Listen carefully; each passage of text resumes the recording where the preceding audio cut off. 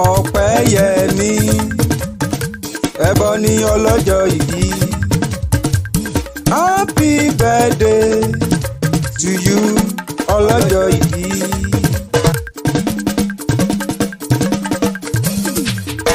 Mo dé ní tèwé àdé. Mo bọ̀ ní tèbọ̀ ọ̀nà. Ọmọ ọba tẹ́mi lọ́rùn akéwì. Mo tún ti dé bí mo ṣe ń dé.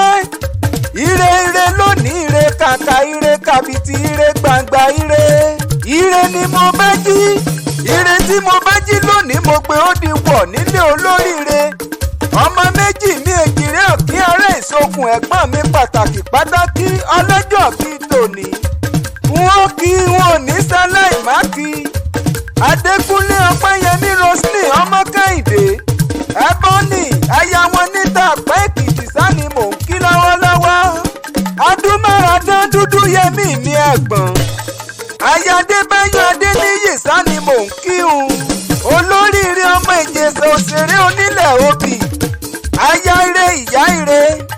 Olójú oge ẹlẹ́sẹ̀ oge gbogbo ara kìkì oge. Ẹdúnjọ bí ọmọ Kehinde. Onínúure. Màmá happiness Mamsi Precious Màmá Adéṣẹwà ọlọ́jọ́ bí òkú oríire. CEO Eboni sani mò ń kí lọ́wọ́lọ́wọ́. Ìbàdí àràn. Opeyemi tó dúdú bíi kóró sí. Oníwà ire tẹ̀yìn tó yàyà ló fi ń bá gbogbo ẹ̀dá lò. Opeyemi o ọmọ Kehinde o ẹlẹ́yinjú ẹgẹ́sẹ̀ ni mò ń bá wí.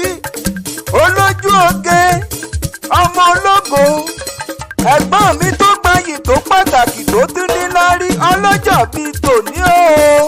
Ó máa kú oríire ọjọ́ bíi tòní o. Wà ní fọdún èyí ṣàṣemọ lọ́lọ́run ọba òkè. Gbogbo ọjọ́ kẹta oṣù kẹsàn-án sẹ́ni sọjọ́ bí èjìrè òkín ará ìsokùn. Ẹ̀dúnjọ bí ọba ọmọ. Ọ̀bẹ kìsì bẹ́kẹ́sẹ́.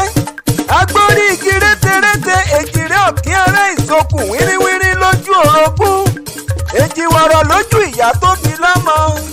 Ta ló mọ bíbejì kó náwó? Ẹ̀dúnjọ bí gbajúmọ̀ ọmọ ọlọ́jọ́ bíi tòní mo kí ọ. Roslyn ni ẹ̀gbọ́n. Ọmọ Ìjẹ̀ṣà òṣèré onílẹ̀ obì sani wọ́n ń ṣe. Gàrí ọlọ́mọ bújẹ̀ṣà ṣèrò. Ìjẹ̀ṣà òṣèré onílẹ̀ obì ọmọ ẹlẹ́ni àtẹ̀kọ́ ọmọ ẹlẹ́ni ẹwẹ́lẹ́. Ìjẹ̀ṣà òṣèré ọmọ ẹlẹ́rọ̀ odò ọmọ abẹ́jà gbọ́rọ̀ lómi. Ọmọ olóbì kan wọ́wọ́ tiri wọ́. Ọmọ olóbì kan wọ̀wọ̀ tiri wọ̀.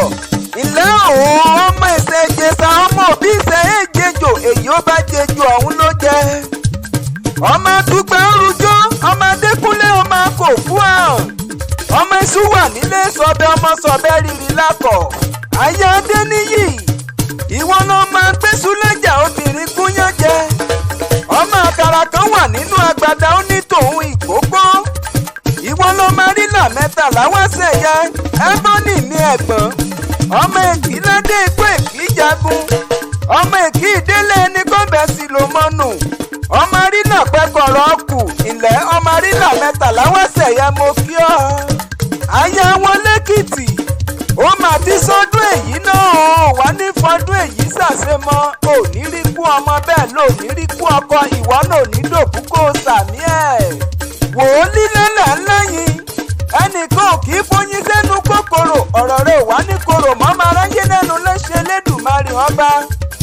Nítorí owó tó gẹ̀dẹ̀ bá gbé ara rẹ̀ ni ó fi nà. Ẹni tó bá nawọ́ bí sí ọ àti ìdílé rẹ̀ kó mọ̀ fi ṣera rẹ̀ ni. Wàá wá dàgbà wàá dògbò o. Ẹni tó bá wá lò ní sẹ́mi kó mọ̀ ṣáájú rẹ lọ. Ó ní bùrìbùrì kó mọ báwọn jíjó ìyà. Ọmọ aráyé ò ní fẹ́ gbà fún ọ lóúnjẹ wàá dàgbà bí ará òwúrọ̀ kó sàmí ẹ̀. Wò ó tó bá wá níta ló ti kéwì fún ọ látàárọ̀ kó sọ fún wọn wípé ọmọ ọba tẹ́mi lọ́rùn akéwì lèmi jẹ́ ọmọ agbésùlẹ́jà obìnrin.